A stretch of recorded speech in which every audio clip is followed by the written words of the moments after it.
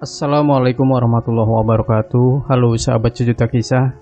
Mudah-mudahan Anda masih selalu setia bersama kami, channel yang setiap hari selalu menyuguhkan cerita-cerita misteri yang menarik. Dan kesempatan kali ini kami masih akan melanjutkan sebuah kisah misteri yang berjudul Tumbal Tali Perawan Part 4. Pagi-pagi sekali Adit merasa ada yang menggoyang-goyangkan badannya. Karena kaget, spontan ia berteriak, berpikir saat ini dirinya tengah mendapatkan gangguan gaib.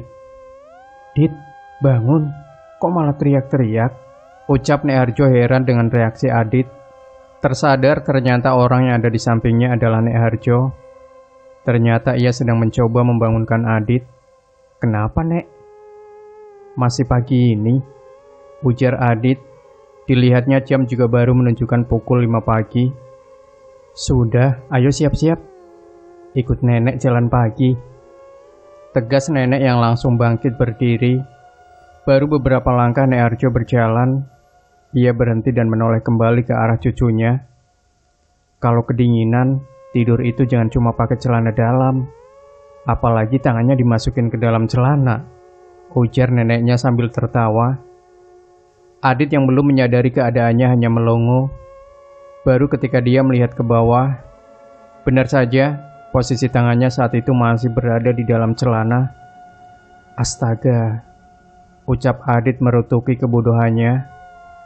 15 menit kemudian, Adit sudah berada di sisi Nek Harjo dan Mbok Sarmin. Ketiganya berjalan menyusuri jalanan desa yang masih agak sepi. Udara pagi di desa Renggono begitu dingin, sampai Adit yang sudah memakai jaket pun terlihat beberapa kali bersin karena kedinginan. "Kenapa kamu, Dit? Anak muda kok lembek gitu?" ejek Nek Harjo. Mendengar ucapan neneknya, Adit hanya memanyunkan bibir dan melakukan stretching agar tubuhnya terasa lebih hangat. "Sudah, sini saja, Sar," ucap nenek sambil mengedarkan pandangan. Adit terdiam berpikir, pasti ada sesuatu. "Apakah benar Ningrum menghantui Nek Adit?" kata Mbok Sarmin dengan mata memerah. Adit melihat neneknya, dia belum berani menjawab pertanyaan Mbok Sarmin, takut melukai perasaan wanita tua itu. "Sudah, ceritakan saja apa yang kamu lihat," kata Nek Harjo. Mendapatkan persetujuan, Adit kembali memandang Mbok Sarmin. Beberapa kali dia mengembuskan nafas, memilah kata-kata yang tepat. "Maaf sebelumnya, Mbok. Mungkin ini terlihat mengada-ada dan bisa membuat hati Mbok Sarmin terluka. Tapi memang Adit mengalami itu semua setelah kematian Ningrum." Pagi itu Adit menceritakan apa yang dia lihat. Bagaimana sosok Ningrum hadir dan muncul tiap malam setelah kematiannya.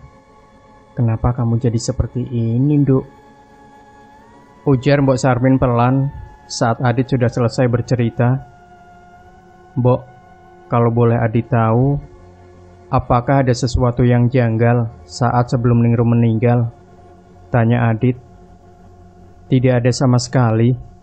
Setahu si Mbok, Ningrum juga sedang tidak terlibat masalah.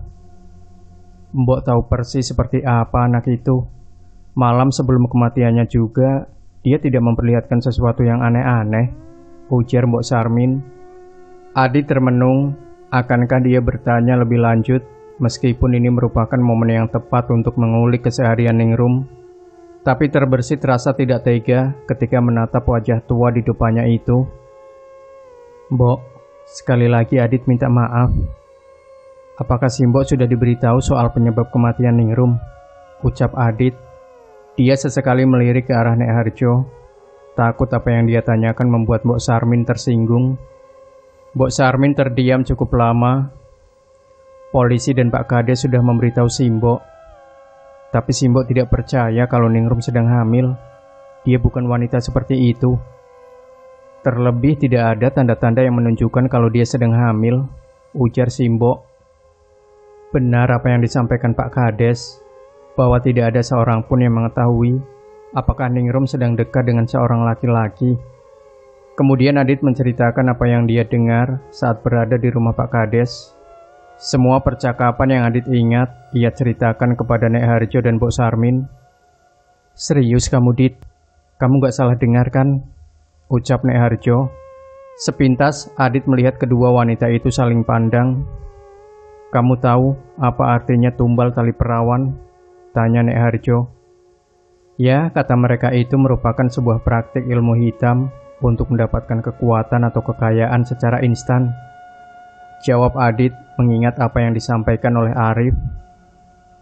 Dulu pernah ada kejadian serupa di desa ini. Ingat waktu kamu bertanya kenapa warga desa sering menaruh sesajen di depan rumah mereka? Tanya Nek Harjo. Sedang Adit hanya mengiyakan dan terus memperhatikan neneknya. Nenek ingat waktu itu kami berdua masih muda. Suatu hari ditemukan jasad seorang wanita di dalam kamar rumahnya. Kondisinya hampir mirip dengan Ningrum. Darah keluar dari sela-sela kakinya, dan ada janin yang tergeletak di antara kedua kaki wanita itu. Warga desa heboh dengan penemuan mayat itu. Sama dengan Ningrum, wanita itu juga belum memiliki suami.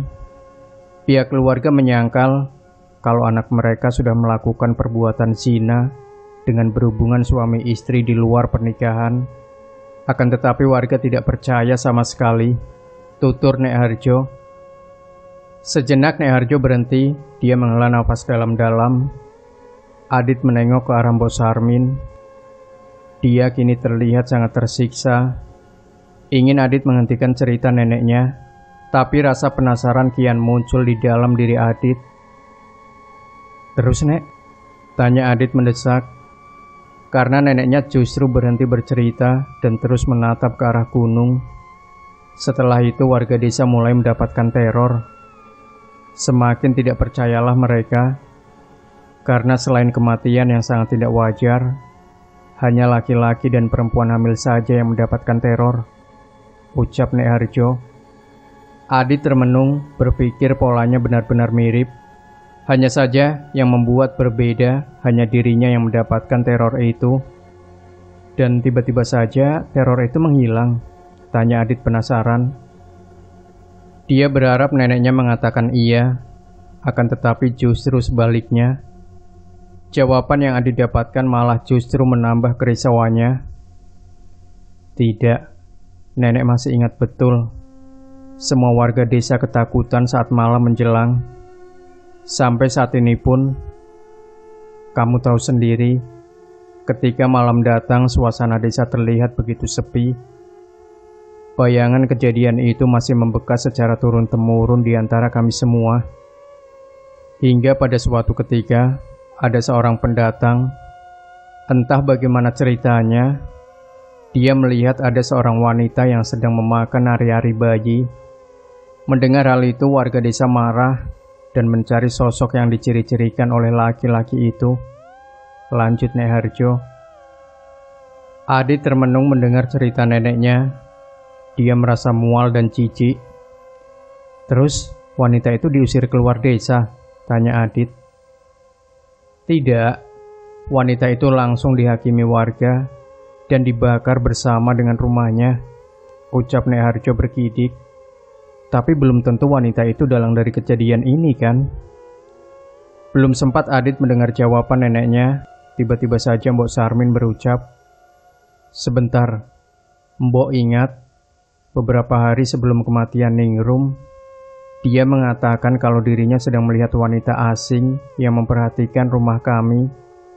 Tapi tiap kali Mbok melihat keluar rumah, tidak ada seorang pun di sana. Ujar Mbok Sarmin yang diikuti dengan tangisan sendu. Perlu beberapa waktu bagi Nek Harjo untuk menenangkan Mbok Sarmin. Jadi wanita itu meninggal? Tanya Adit. Iya, wanita itu meninggal. Jasadnya hancur bersamaan dengan rumahnya. Tapi masalah tidak berhenti sampai di situ. Setelah kematian itu, justru warga desa makin mendapatkan teror.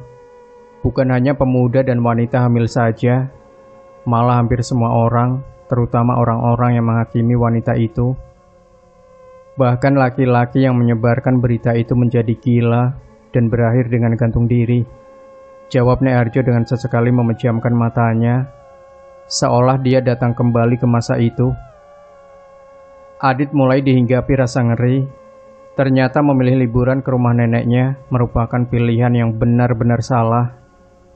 Seharian Adit berpikir tentang apa yang diceritakan oleh neneknya. Berbatang-batang rokok sudah Adit hisap. Dia semakin yakin kalau memang ada orang yang sedang melakukan ritual tumbal tali perawan. Apakah orang itu sudah sadar akan resiko yang terjadi kalau warga desa mengetahui?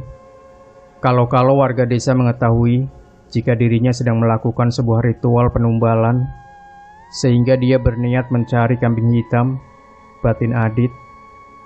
Lama Adit memikirkan itu semua. Sedari tadi dia mencoba menggabungkan semua informasi, namun tetap selalu ada garis benang yang hilang. Kalau memang dia sedang mencari kambing hitam, seharusnya warga desa juga sudah menuduh Adit sebagai orang yang telah membunuh Ningrum. Tapi nyatanya, suasana desa Renggono juga nampak tenang. Batin Adit pusing dengan dugaannya sendiri. Adit bangkit dan melihat keluar kamar. Apa yang sebenarnya sedang terjadi? Ucap Adit lirih. Dia merasa bahwa hidupnya sekarang penuh dengan teka-teki yang berkaitan dengan orang lain. Segenap Adit ingin membicarakan dengan Pak D-nya, namun dia ingat akan perkataan Arif untuk tidak mempercayai siapapun. Dengan berbagai pertimbangan, akhirnya Adit memutuskan untuk memberitahu informasi yang telah dia dapatkan kepada Arif. Mereka berdua sama-sama orang asing yang terseret di permasalahan desa milik orang lain. Kepercayaan kepada Arif tumbuh dengan sendirinya. Baru Adit akan beranjak, seolah otaknya memberikan peringatan. Tidak mungkin aku langsung ke tempat Pak Kades dan bertemu dengan Arif. Terlalu mencurigakan dan pasti akan banyak pertanyaan, pikir Adit. Senyum tolol Adit merutuki kebodohannya. Kenapa kemarin dirinya tidak meminta nomor handphone milik Arif? Beranjak Adit mencari keberadaan Pak D-nya. Sempat ia berpikir mungkin bisa bertemu Arif di ladang seperti kemarin lagi. Bude, Pak D Marwanto ke ladang hari ini? Tanya Adit. Iya Dit, mungkin sebentar lagi pulang. Kenapa? Ujar Bude Ija. Gak apa-apa Bude, Adit bosen. Hehehe, ucap Adit. Ya kalau bosan pergi keluar Dit, jalan-jalan. Siapa tahu udara segar bisa sedikit melupakan masalah kamu itu. Wanita kayak mantanmu itu gak perlu diinget-inget lagi, ujar Bude yang tiba-tiba saja terlihat ketus. Adit justru merasa aneh. Sudah beberapa hari dia di rumah ini, tidak pernah sekalipun Budenya menanyakan soal tujuannya pergi ke rumah neneknya. Iya Bude, habis ini Adit ke ladang ya, ucap Adit sembari menjauh. Ia sedang tidak ingin memikirkan Dinda. Kalau memang takdir untuk bertemu kembali, suatu hari pasti itu semua akan terjadi. Berjalan menuju ke arah ladang, Adit hanya berpapasan dengan beberapa orang. Memang saat masih di area pemukiman, suasana terbilang masih ramai. Tapi sewaktu masuk ke area ladang, kondisi jalan begitu sepi. Bahkan pencari rumput dan kayu bakar pun tidak ia temui. Dit, Adit. Suara Pak D yang kencang terdengar di telinga Adit. Mencari pemilik suara, ternyata Pak D-nya sedang berdiri di bawah pohon bersama Pak Amar. Keduanya terlihat sedang membicarakan sesuatu. Gimana kabar kamu, Dit? Masih dihantui sosok Ningrum? Tanya Pak Amar setelah Adit sampai di tempat mereka. Hanya sebatas mimpi, Pak, ucap Adit, merasa tidak ada yang perlu dibicarakan lebih lanjut. Adit pamit untuk berjalan di sekitar ladang. Ya udah, jangan jauh-jauh. Jangan masuk ke hutan, pinta Pak D Marwanto. Mengangguk, Adit berjalan menjauh dari mereka. Sudah beberapa waktu Adit berjalan mengitari ladang. Tapi sepertinya dia belum beruntung.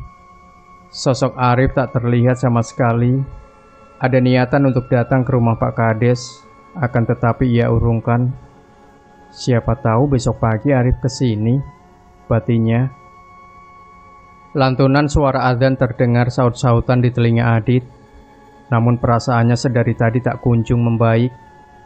Adit merasa semenjak meninggalkan rumah, ada orang yang sedang mengawasinya. Selain itu, pikiran tentang tumbal tali perawan terus saja merancap di kepalanya. Ingin sekali dia segera menyudahi semua ini dan pulang ke kota untuk bertemu kedua orang tuanya. Buah! Terdengar jelas sekali sebuah suara hantaman benda keras tepat di atas rumah Mbok Sarmin. Seketika semua orang yang ada di sana terdiam. Buah! Kembali lagi suara itu terdengar jelas. Beberapa warga bergegas keluar untuk melihat apa yang sebenarnya terjadi. Takut kalau ada pohon tumbang yang menimpa atap rumah Mbok Sarmin. Adit yang sudah dilanda perasaan khawatir agak ikut keluar memastikan. Dilihatnya tidak ada sesuatu yang aneh, semua tampak baik-baik saja. Hingga terdengar kegaduhan dari arah rumah. Bapak-bapak yang ada di luar juga langsung menoleh ke arah sumber suara. Mereka melihat beberapa ibu-ibu keluar dengan wajah panik dan menunjuk-nunjuk ke dalam rumah. Mbak Ijah, kenapa Mbak? Tolong! Ada seseorang yang berteriak. Bapak-bapak yang ada di luar langsung berlari masuk untuk melihat apa yang sebenarnya sedang terjadi. Begitu mereka tiba di dapur, semua tercengang kaget dengan apa yang terlihat. Keadaan dapur benar-benar kacau balau. Makanan dan minuman serta perabot berhamburan di atas lantai tanah. Nampak Bude Ijah tengah berdiri di ambang pintu dapur, tempat di mana jasad Ningrum ditemukan tergantung di kasau dapur rumahnya. Kondisi Bude Ijah sangat menyeramkan, matanya melotot, serta tangannya yang seperti sedang menimang sesuatu. Ijah, kamu kenapa, Jah? Astagfirullah, sadar, Jah, ucap Pak D yang tengah mendekati istrinya. Tiba-tiba saja Bude Ijah merosot ke lantai dan menangis pilu. Beberapa detik kemudian, dia melototi lagi dan langsung memukuli perutnya. Melihat perilaku istrinya yang aneh, Pak D menghambur ke depan dan mencoba memegangi kedua tangan wanita itu agar tidak melukai dirinya sendiri. Entah mendapat kekuatan dari mana, Bude yang bertubuh kecil langsung menepis pegangan Pak D dan membuat laki-laki itu tersungkur di lantai. Pak, tolong! Ucap Pak D meminta pertolongan orang-orang yang ada di sana. Segera bapak-bapak langsung mencoba memegangi Bude Ijah. Sedang Adit hanya diam mematung, pandangannya jatuh tepat di belakang budenya. Sosok Ningrum tengah berdiri dengan kain jarik yang melilit lehernya. Senyumnya begitu mengerikan, jauh lebih dari yang bisa dibayangkan. Perlu beberapa orang untuk memegangi Bude Ijah. Sekarang dia bukan hanya memukuli perut, tapi juga mencoba untuk menjambak rambut panjangnya. Suasana di dapur Mbok Sarmin begitu mencekam. Suara lantunan doa yang bercampur dengan geraman dan tangisan membuat bulu kuduk siapa saja yang melihat pasti akan meremang hebat. Tolong Ningrum, ucap Bude Ijah serak. Mas Adit, tolong Ningrum mas. Tersentak Adit kaget dengan apa yang diucapkan budenya. Bahkan warga yang ada di sana juga melihat Adit dengan tatapan bingung. Tolong panggilkan Pak Kades, ucap Pak Demarwanto panik. Buru-buru salah seorang dari mereka langsung lari meninggalkan rumah Mbok Sarmin untuk memberitahu Pak Kades. Cukup lama bagi mereka memegangi Bude yang semakin liar. Sadar Ijah, astagfirullah, ucap Pak D terus-menerus di telinga istrinya. Seperti sudah seabad lamanya Adit berdiri mematung, tidak ada yang bisa dia lakukan. Hingga Adit mendengar ada percakapan di depan, Pak Kades dan Arif sudah datang. Melihat keadaan Bude Ijah, sontak Arif mendekat dan menempelkan tangannya di kening wanita itu. Badan Bude semakin liar memberontak. Yang awalnya hanya dipegangi 4 orang, kini bertambah menjadi 6 orang, termasuk Arif. Butuh beberapa waktu bagi Arif untuk mengeluarkan sosok yang merasuki Bude. Beberapa menit berlalu, lambat laun perlahan tubuh Bude melemah dan diam seketika. Mereka saat ini sudah duduk di ruang keluarga milik Nek Harjo. Selepas kejadian tadi, Bude Ijah langsung tersadar dan segera dibawa pulang ke rumah. Sekarang, semua warga pasti akan heboh dengan kejadian malam ini. Maafkan saya, Mbok Sarmin. Tapi apakah memang Mbok Sarmin tidak mengetahui apapun sebelum Ningrum meninggal dunia? Tanya Pak Kades. Awalnya Adit mengira bahwa Mbok Sarmin akan menceritakan soal wanita yang sering mengintai rumahnya. Tapi justru Adit melihat wanita tua itu menggeleng. Saya tidak percaya, Pak, kalau Ningrum sudah berbuat nista. Saya kenal baik anak saya, ucapnya diiringi dengan tangisan halus. Kembali malam itu mereka semua membicarakan soal kematian Ningrum. Adit sendiri lebih banyak diam dan memperhatikan. Pikiran dan perasaannya benar-benar kacau balau. Semalaman Adit tidak bisa tidur. Masih saja dia memikirkan apa yang sedang terjadi.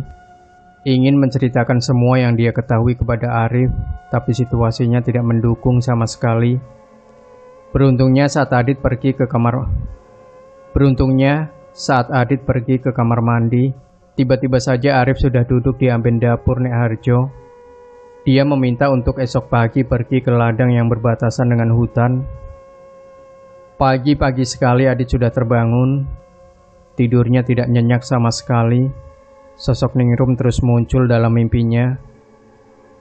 Bahkan lebih parahnya lagi, Adit dalam mimpinya melihat Ningrum mencabut sesuatu yang mirip sekali seperti usus dari selangkangannya dan langsung memakan benda tersebut. Saat Adit sedang berjalan menuju ladang, dia beberapa kali mendengar bisikan-bisikan seru. Berita tentang Bude Ijah yang kerasukan hantu Ningrum menyebar dengan cepat bagi peluru tembakan oleh pemburu kepada hewan buruannya. Tidak ada topik selain hantu Ningrum yang mulai bergentayangan. Mengingat cara kematiannya yang tragis dan mengerikan, warga sepakat kalau memang Ningrum tidak terima dan sedang mencari pembunuhnya. Tak lepas dari itu, nama Adit juga terseret ke pembicaraan mereka. Ingin rasanya Adit memberontak dan memberitahu semua orang bahwa dirinya sedang menjadi kambing hitam. Tapi apakah warga desa akan percaya dengan itu semua? Apalagi Adit merupakan seorang pendatang. Hanya nama baik dari keluarga Harjo yang membuat mereka tidak berani secara langsung berbicara di depan Adit. Kini Adit sudah duduk di atas rumput, di ujung ladang yang berbatasan dengan hutan. Sedari tadi dia diam tidak melakukan apapun, hanya hembusan nafas yang dibarengi dengan asap putih keluar dari mulut dan hidungnya. Dit, terdengar suara Arif dari belakang Adit. Kaget, Arif secara spontan langsung menoleh ke belakang. Rif, dari mana kamu? Ucap Adit keheranan. Dari dalam sana. Ada yang ingin kupastikan, nanti kau juga akan tahu, ujarnya. Mereka sama-sama duduk sejenak, tidak ada perbincangan. Masing-masing masih menikmati keindahan desa Renggono yang ada di bawah mereka. Dugaanku benar kan? Ada orang yang sedang membuatmu menjadi kambing hitam. Ucap Arif tersenyum kecut. Kau tahu sendiri, aku tidak tahu apa-apa. Sungguh menjengkelkan. Kalau aku tahu orangnya, berkelahi pun aku berani. Tapi dengan permainan seperti ini, justru membuatku bingung. Apa benar dia hanya ingin menjadikanku kambing hitam? Tanya Adit. Ekspresi dari Arif tidak bisa ditebak, wajahnya begitu datar. Kombinasi yang pas bukan? Dia memiliki ilmu gaib dan juga otak. Jadi, ada informasi apa yang bisa ku ketahui? Kata Arif yang kini memandang Adit dengan wajahnya yang datar itu. Bisakah aku mempercayaimu? Kita juga baru kenal. Kenapa kamu mau membantuku? Seharusnya sedari awal kejadian, aku sudah pergi dari desa sial ini. Ucap Adit menumpahkan unek-uneknya. Kalau kau menanyakan untuk apa membantumu, jawabanku mungkin hanya karena ingin. Toh aku juga memiliki tujuan tersendiri. Ada sesuatu yang ingin kupastikan dari orang yang sedang melakukan ritual ini. Jawab Arif santai, bahkan dia malah justru tersenyum. Maksudnya? Adit keheranan dengan perkataan yang dilontarkan orang yang ada di sebelahnya. Itu urusanku. Sekarang yang penting adalah menemukan orang yang memulai ini semua. Aku sepakat. Percuma saja kau pulang ke kota. Teror ini juga tidak akan berhenti. Jangan dikira mereka tidak bisa menemukanmu. Jelas Arif. Setauku untuk bisa menyantet orang harus menggunakan media-media tertentu. Jadi siapa yang harus aku curigai? Kemarin pagi nenekku bercerita. Adit menceritakan semua yang ia ketahui. Bahkan perilaku budenya yang aneh di setiap malam. Arif dengan seksama mendengarkan cerita Adit. Sesekali dia berpaling menatap ke depan dan menghembuskan nafas dalam-dalam. Ada satu alasan yang membuatku memintamu untuk tidak percaya dengan siapapun saat ini. Terserah kau mau mempercayaiku atau tidak, aku tidak memaksa. Ucap Arif saat melihat Adit ingin menyanggah pendapatnya. Seperti yang kamu ketahui, santet selalu punya media. Karena itu hal mutlak untuk bisa mengetahui target yang dituju. Sekarang siapa saja yang memiliki kemungkinan untuk melakukan itu semua, kamu bisa menerka-nerka. Adit termenung mendengar penjabaran dari Arif. Selama dia di desa ini, Adit hanya interaksi dengan orang-orang tertentu, yang berarti dari sekian orang itulah yang memiliki kemungkinan kalau dialah dalang dari semua ini. Kau bilang kejadian ini pernah menimpa desa ini, bukan? Sekarang kita cari tahu akar dari semua masalah ini. Tanyakan kepada nenekmu, siapa keluarga dari korban sebelumnya. Aku juga akan mencari tahu. Ucap Arif sambil beranjak dari duduknya. Sebetulnya aku berpikir, saat ini nyawaku juga tidak terancam. Kenapa aku harus mengetahui semua ini? Tanya Adit penasaran. Ya, memang benar dia hanya dihantui sosok Ningrum. Tidak ada seorang pun yang mencoba melukainya atau bahkan membunuhnya. Seharusnya itu sudah cukup. Dan jika memang warga desa mengira Adit sebagai tersangka pembunuhan atau pelaku penumbalan, mereka juga tidak punya cukup bukti. Mungkin saat ini belum, tapi aku tidak berharap nyawamu menjadi taruhannya. Permainan mereka benar-benar bagus. Kabari aku saat kau sudah mendapatkan informasi tentang keluarga itu. Ucap Arif pergi meninggalkan kegelisahan di dalam batin Adit. Tidak menunggu waktu lama, saat sudah sampai di rumah dan mengecek kondisi, Adit langsung bertanya kepada Nek Harjo, siapa keluarga yang dulu pernah menjadi korban tumbal tali perawan. Awalnya neneknya menolak memberitahu, tapi karena Adit memaksa, berdalih ini semua demi keselamatannya, akhirnya Nek Harjo memberitahu kalau orang itu bernama Dirman. Dia tinggal di ujung desa dekat dengan rumah Mbok Sarmin.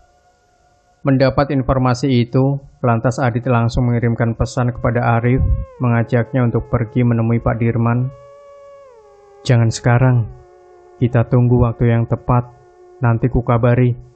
Pesan teks yang dikirimkan Arif terus saja ia baca. Ada rasa ketidaksabaran di dalam diri Adit, berharap semua segera selesai. Malam kembali datang. Adit sekarang ini hampir benci dengan yang namanya malam hari. Selalu ada ketakutan yang muncul saat semburat warna merah berubah menjadi gelap. Seolah Adit adalah mangsa yang sedang dilepas dan para pemburu sedang bersiap-siap untuk menemukan keberadaan Adit. Malam itu begitu sunyi.